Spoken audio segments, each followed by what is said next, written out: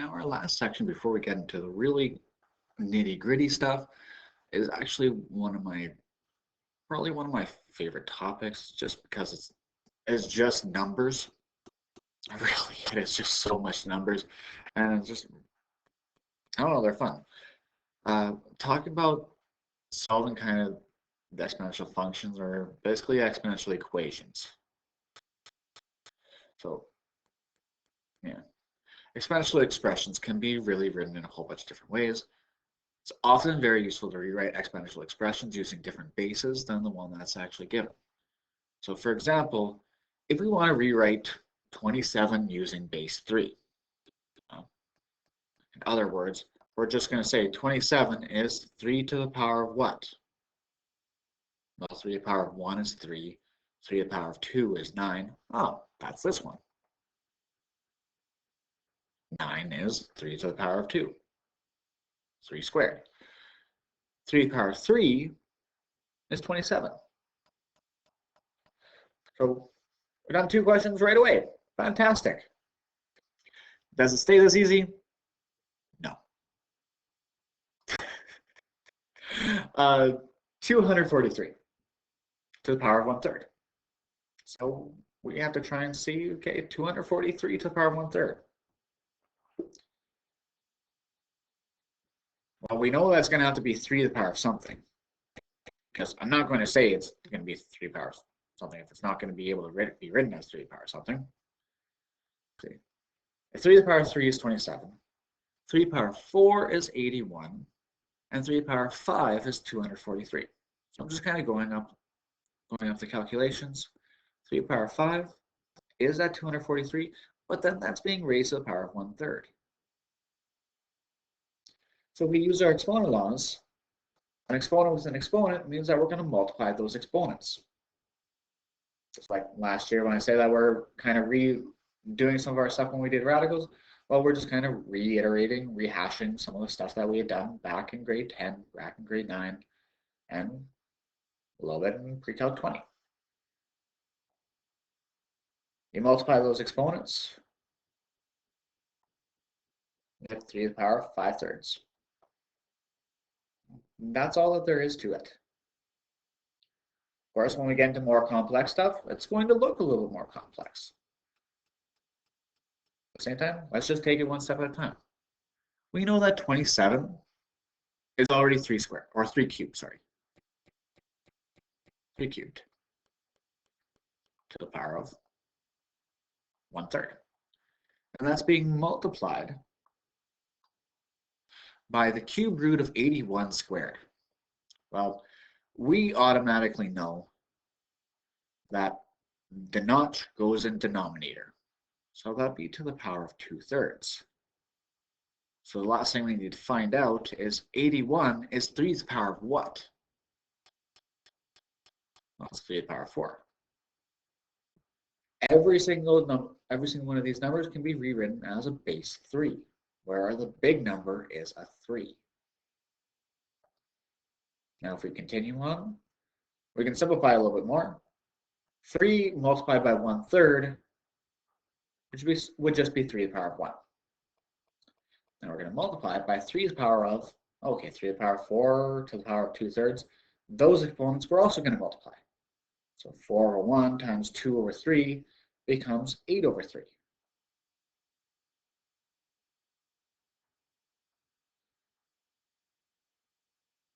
And once again, a little refresher of grade 9 is if we have the same base and we're multiplying, we have to add those exponents. So 1 adding 8/3, well, we're adding fractions, so we need to get a common denominator in order to add fractions. This one will have to be multiplied by 3 over 3. So 3 over 3 times 1 is 3 over 3. Now that we have a common denominator, all that's going to come down to 3 plus 8 is 11 over 3. So where this skill becomes useful is when we talk about exponential equations, because the exponents of exponential expressions with the same base can be equated to each other. Basically saying that if you have some kind of equation we can use a property that says if you have some kind of base to the power of x, and you have that same base to the power of y, all of that means is that the x has to equal y. The exponents would have to be equal. And this is true for every single base value that's not 1, 0, or negative 1. So let's do some equations, do some solving to really hammer this home. 2 to the power of 4x and 4 to the power of x plus 3. Instead of going a whole bunch of trial and error, which, yes, we are going to do some trial and error, let's try and rewrite these with the same base. So I know that 2 is a really nice small number, and I can write 4 using base 2. I don't have to touch that first one. It would be 2 to the power of 4x. But 4 is 2 squared. And that entire thing is being raised to the power of x plus 3. Now, there's two ways of doing this, and I'll kind of show the long way in this one, and I'll show a shorter one in the next one. 2 to the power of 4x. Well, nothing's really being done on this left side. If you have an exponent with an exponent, you have to distribute it. You have to multiply your exponents. So 2 multiplied by x plus 3 is not 2x plus 3. We have to make sure that that 2 gets distributed. It'd be 2 to the power of 2x plus 6. Now we're going to use this property that's like this. If our bases are the same, it just means that our exponents should also be equal.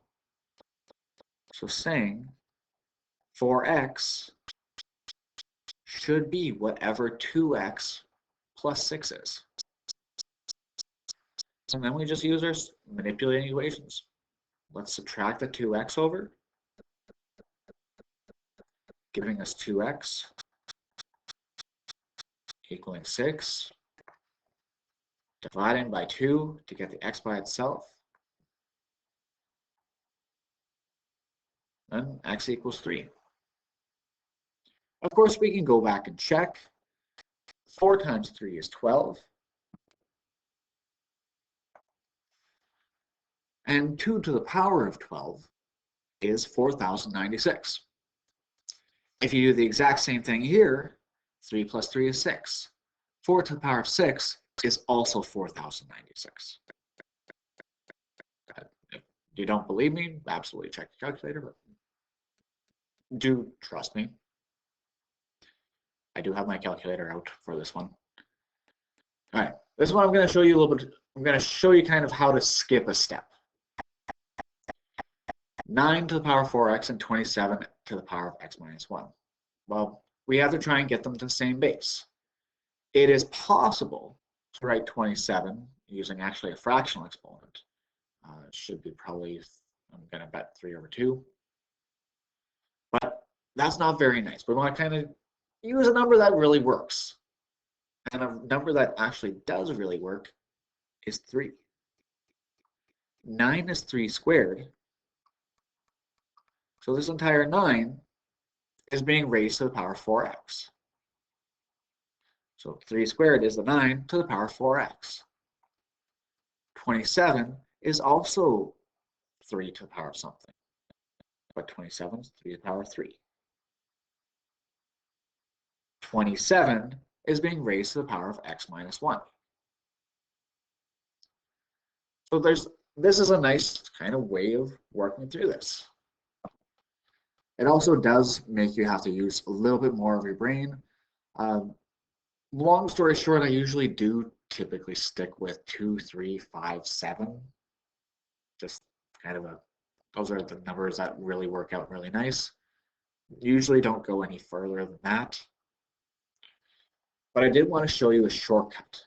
A nice little shortcut here is, since we already know that our bases are equal, all we have to do to our next step is, we know that we're going to be multiplying this 2 by 4x, and we're going to be taking the 3 and multiplying by the x minus 1.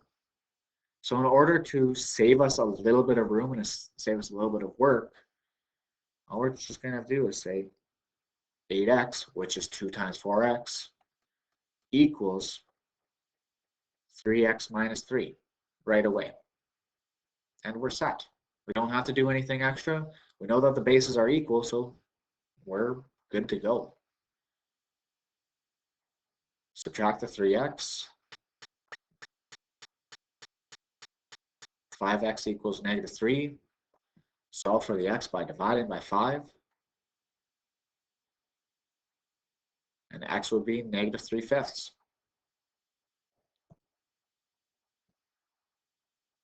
Yes, negative 3/5 absolutely can be an answer. You're not always going to be given a whole number. And of course, that's going to tie in really nicely to C.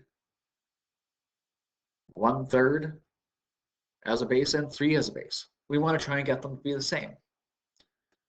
Well, if we rehash the things that we've done in section 1 and section 2, a 1/3 as our base, well, that's essentially a reciprocal. What is it a reciprocal of? 3. 1/3 is 3 to the power of negative 1. And that's being raised to the power of x minus or x plus 2. There's another way of solving it, and actually I've never done it before, but I kind of want to do it right now. Yeah, I'll kind of do it as a side note, but I'll do that after I'm fully finished this. My bases are the same. I can distribute my exponent. Negative 1 multiplied by x plus 2 would just be a negative x minus 2. That would equal x minus 1. Subtract the x. And actually, I'm going to add the 2 at the same time. Get negative 2x equaling 0. Divide by the 2, or more specifically, divide by the negative 2. Make that look like a 2. And x equals 0.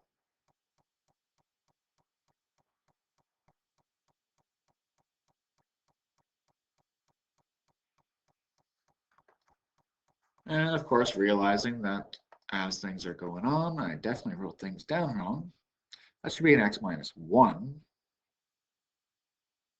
So that's going to just change this number and change this number. Always makes sense to use your head a little bit. Negative 1 plus 2 is 1. So this would be a negative 1/2. There we go. I think that works a little bit nicer. All right. The other way I was thinking is 1/3 could actually be 3 to the power of negative 1. So instead of rewriting this one, we could still have 1/3 to the power of x plus 2. The only thing is this 3 would actually just become would actually be a 1/3 to the power of negative 1. It's another way that this could be done. So then if we equate our exponents, x plus 2, negative x plus 1, add the x over, subtract the 2 over,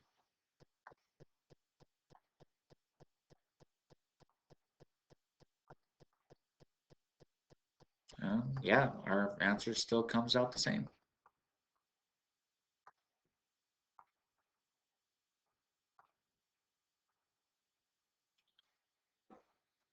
So x equaling negative 1/2. All right, let's hammer through these ones because I know that you're already looking at f and seeing that it's nice and big. And yeah, the numbers are pretty big, but let's just go through it nice and slow. 4 and 8. 4 is 2 to the power of 2. That's being raised to the power of 2x. 8 is 2 to the power of 3 to the power of x plus 1.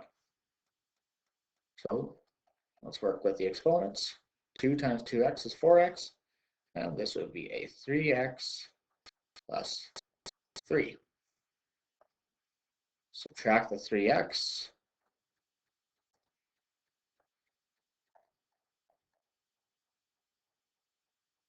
And x equals 3. This one is going to be a little bit fancier. 2 to the power of x. 8 is 2 cubed. So the reason I have this question is to actually help us reiterate this exponent rule.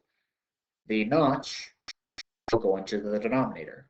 So this cube root of 2 is actually the same as 2 to the power of 1/3. Notch into the denominator. Since we have the same base here, now we have to actually simplify this entire side first before we can do anything else. 2 to the power of 3 multiplied by 2 to the power of 1/3. If you have the same base and you're multiplying them, you're adding the exponents.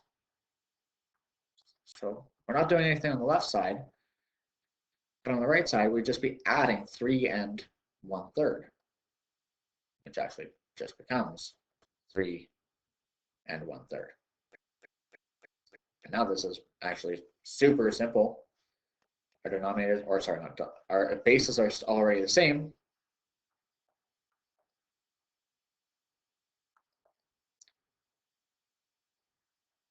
Write the exponents down. X is 3 1/3. Okay. The last little bit. 125 and 625.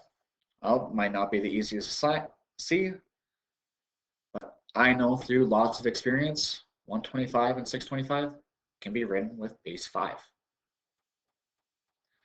125 is 5 to the power of 3. With the square root of 125, so 125 is 5 cubed. The square root means that that denominator, sorry, that notch would have to go into that denominator. And that'd be raised to the power of the 2x plus 1. Similarly here, 625 is 5 to the power of 4. But the cube root means it would be 4/3.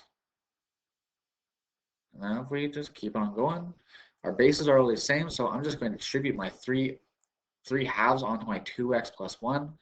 3 halves multiplied by 2 would just be a 3x. Because 3 times 2 is 6, divided by 2 is 3. 3 over 2 multiplied by 1.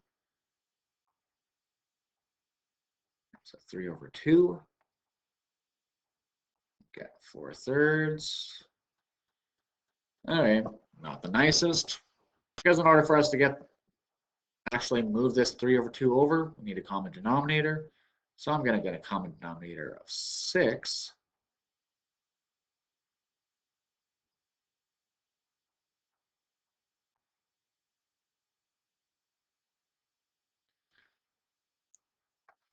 Now I'm just kind of going to do a few things in my head really quick. This would be 3x. 3 over 2 multiplied by 3 over 3 is definitely 9 over 6. So I'm just going to immediately subtract 9 over 6.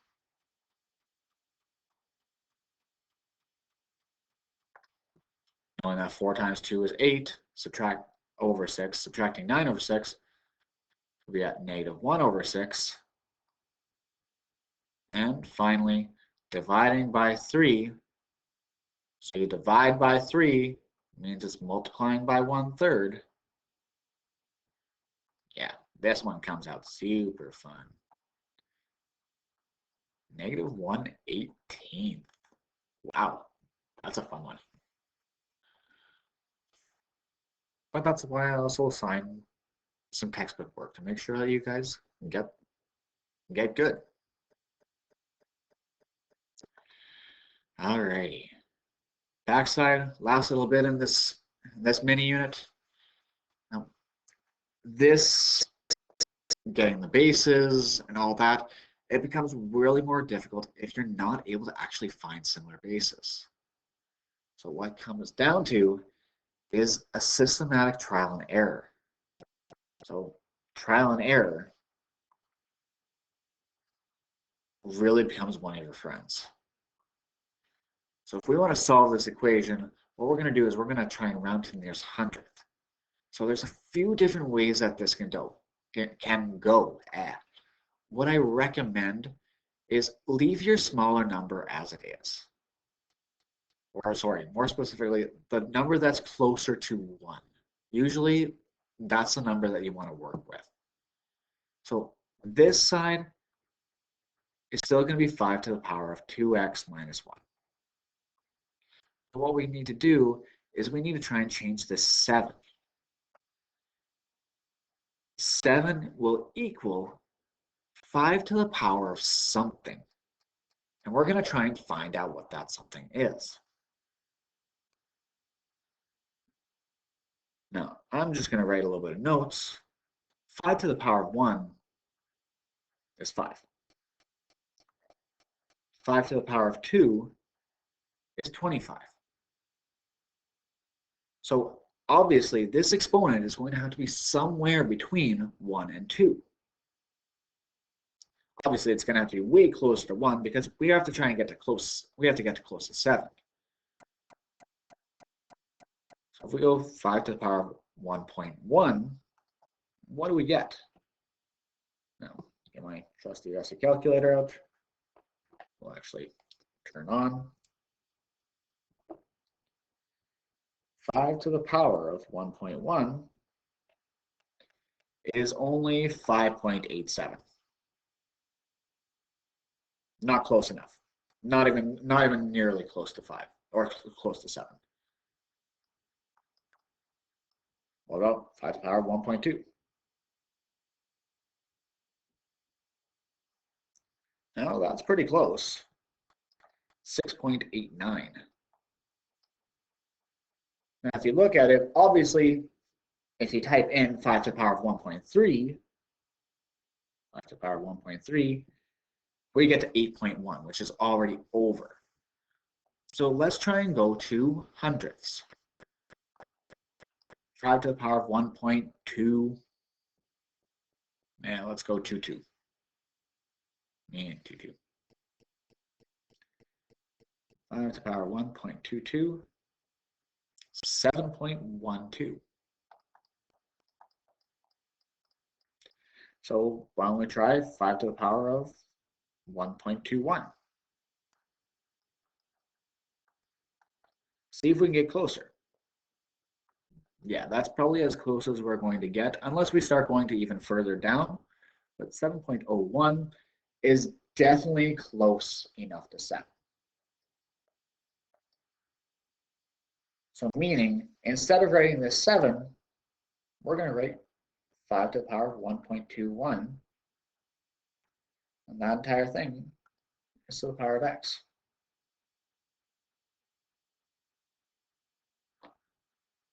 So now that our bases are the same, we can just simply go to 2x minus 1 equals 1.21x.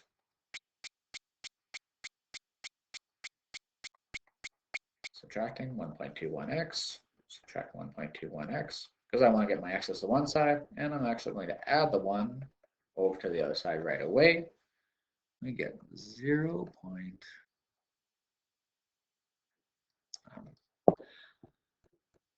Apparently my brain is a little bit foggy right now, so I'm just going to double check with my calculator to make sure that 2 subtracting 1.21 is 0.79.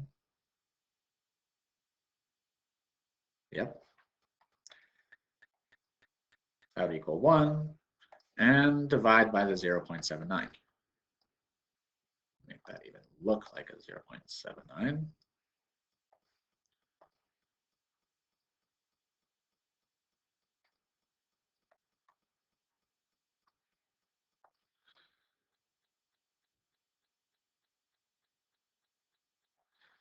So our x value would be 1 point, and round to the nearest hundredth, 1.27.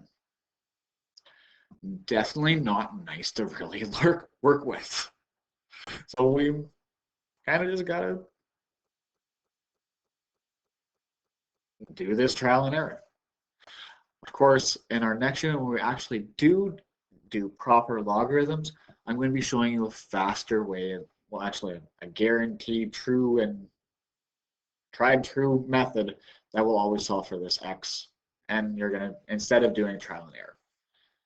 But we need to learn a whole bunch more before we get to that, and I don't want to overload your brains.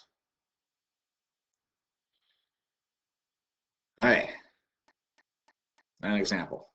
Now this one actually does play into the Workplace 20 and Workplace 30 curriculum, as well as any kind of financial literacy. It's using what's known as the compounding interest formula. And yes, it's something that Workplace 20 and Workplace 30 usually do, at least when I teach it or have it as a course, that it is done a little bit later on in the year. Christina plans to buy a car. She saved $5,000. The car she wants costs $5,900. How long will Christina have to invest her money in a term deposit that pays 6.12% per year, compounded quarterly, before she has enough to buy the car? The formula is this. Long story short, and we're not going to be learning a new formula. I'm just going to be plugging values in, and we're going to keep on going on. But what it comes down to is the A is how much something is at the end. So we want it at the end be worth $5,900. The P is how much is it worth right now. So at the current moment, Christine has saved $5,000. Rate is 6.12%. Now the rate actually has to be put as a decimal, so 0.0612. N is how many times it actually compounds, and that's actually quarterly, which is the 4. N is that same value, and we're going to have to solve for how long. So we're actually going to solve for T. I'm actually going to change that color just to make it really bold. All right. So in order for us to solve this, first thing we want to do, divide by the 5,000. We want to try and get this thing that has this exponent alone. So divide by the 5,000.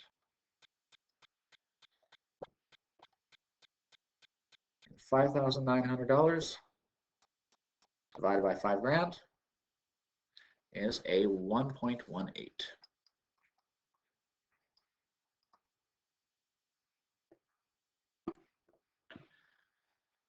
If we do this calculation, 0.0612 divided by 4 becomes 0.0153.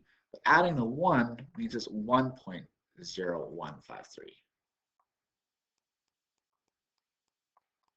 To the power of 4t.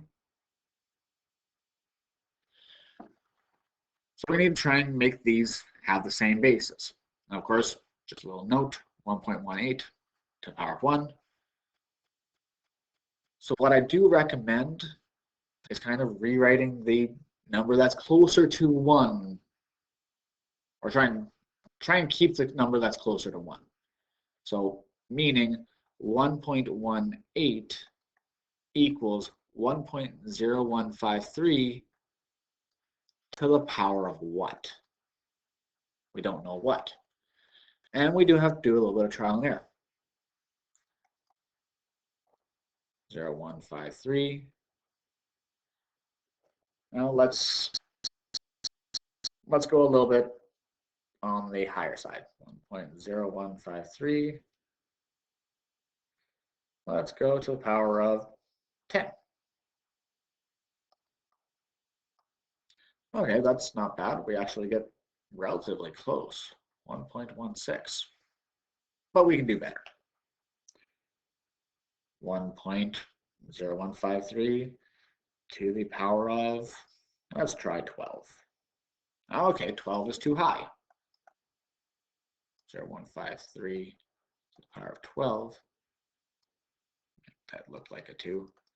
Is about 1.2. So 1.0153 to the power of 11. Power 11 is 1.1817 And that might be as close as we get. Of course, we could probably go to like 10.9. Curious. I don't think I've actually gone to this many decimal places. So 153 to the power of 10.9. We get closer, we actually can't. It becomes 1.17999. Yeah, let's do it. 53 to the power of 10.9 is definitely, yeah, it's definitely close to 1.18. So let's use that. 10.9. So getting the same base, instead of writing 1.18, actually, sorry, no, actually, we will have to. This entire 1.18 is this. So this entire side is 1.0153 to the power of 10.9. Power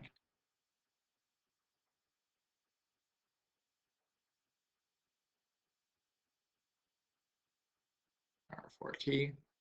And now that our bases are the same, we can equate the exponents. 10.9 divided by 4t, sorry, equals 4t, divide by the 4.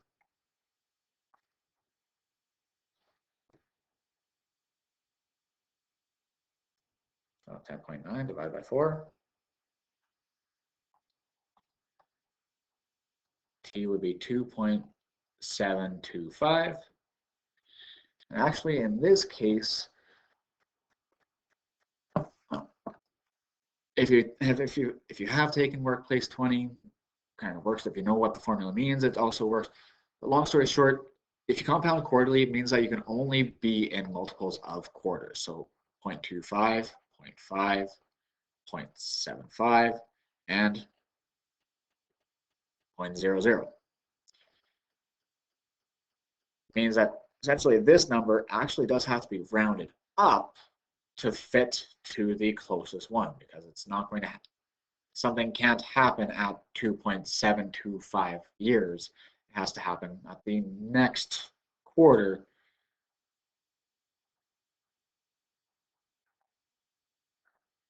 It'd be 2.75. Of course, that's not a question that I wouldn't expect that this would happen. I would probably be perfectly fine with this. It's a little bit more accurate. Same time, if this was like compounded daily, then we could actually get down to the exact day, and there's all that kind of bit. But this is all that we need to do for purpose. Okay. So with all of our stuff, getting to the same base, you can have some fun.